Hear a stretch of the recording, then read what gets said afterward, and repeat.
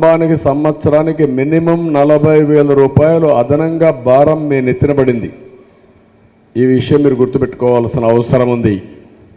వీళ్ళు కావాలని వైసీపీ వాళ్ళు మాట్లాడతారు, ఇది మా తప్పు కాదు, దేశమంతా ఉందని. కాదు, దేశంలో ఎక్కడా లేనటువంటి పెట్రోల్ డీజిల్ కర్ణాటకకి వెళ్ళండి, పక్కన ఉండే రాష్ట్రాలకు వెళ్ళండి, ఎక్కడా ఇంత ధర లేదు.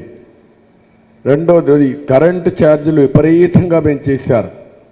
ఒకప్పుడు 200 రూపాయలు కరెంటు ఛార్జీ ఉంటే ఇప్పుడు 800, 1000 రూపాయలు అయిపోయింది. 1000 రూపాయల కరెంటు ఛార్జీ ఉంటే 4000 రూపాయలు నెలకు అయిపోయింది. 8 సార్లు పెంచే పరిస్థితికి వచ్చారు. కడాన లిక్కర్, మద్యం, ఇది పెద్ద సమస్య. ఈ ముఖ్యమంత్రి మాట్లాడాడు, నేను మళ్ళీ మద్య నిషేధం చేసిన తర్వాత, మద్యపాన నిషేధం చేసిన తర్వాత మీ ఓటు అడగతా, లేకపోతే మీ దగ్గరికి రానని చెప్పి ఈరోజు మీరు చూస్తే మద్యపాన నిషేధం చేయకపోతే పోయాడు. కానీ రేట్లు విపరీతంగా పెంచాడు. 60 రూపాయలు 200 రూపాయలు చేశాడు. నాసిరకం బ్రాండ్ తెచ్చాడు. దానివల్ల అందరి ఆరోగ్యం చెడిపోయింది. ఈరోజు కర్ణాటకలో, వేరే రాష్ట్రాల్లో ఉండే బ్రాండ్లు మన రాష్ట్రంలో లేవు. కారణం ఏంటంటే అక్కడ రేట్లు ఇటు రేట్లు కంపేర్ చేసుకుంటారు. కాబట్టి నాసిరకం ఉంటేనే సాధ్యమని చెప్పే ఉద్దేశంతో పెద్ద ఎత్తున నాసిరకం పెట్టి, సొంత బ్రాండ్లు పెట్టి మొత్తం మీ యొక్క రక్తాన్ని తాగే పరిస్థితికి వచ్చాడు. మీకు తెలిసినంతవరకు చాలా కుటుంబాలు చితికిపోయినాయి. ఇంకొక పక్క దీనివల్ల నష్టం ఏంటంటే గృహ హింస పెరుగుతూ ఉంది.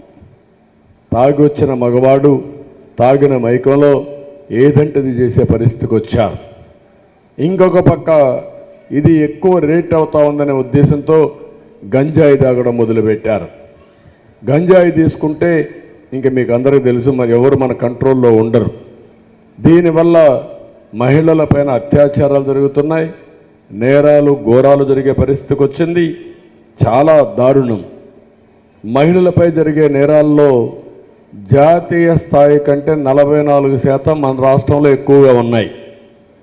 లైంగిక వేధింపులు, సెక్సువల్ హరాస్మెంట్ చూస్తే ఆడబిడ్డలపైన 65% జాతీయ స్థాయి కంటే ఎక్కువ మన రాష్ట్రంలో ఉన్నాయి. అంటే ప్రతి ఒక్క 3 గంటలకు ఒక మహిళ పైన దాడి, ప్రతి 8 గంటలకు ఒక మహిళ పైన అత్యాచారం చేసే పరిస్థితికి వచ్చారు. ఇలాంటివి చూసినప్పుడు బాధేస్తుంది, చాలా వరకు ఆవేశం వస్తుంది. నేనున్నప్పుడే ఒక యాప్ తయారు చేసి మీకు ఇచ్చాను. దాన్ని ఇప్పుడు దిశ పేరుతో పెట్టి, ఆ దిశ లేదు, దశ లేదు, ఏమి యాక్షన్ లేదు.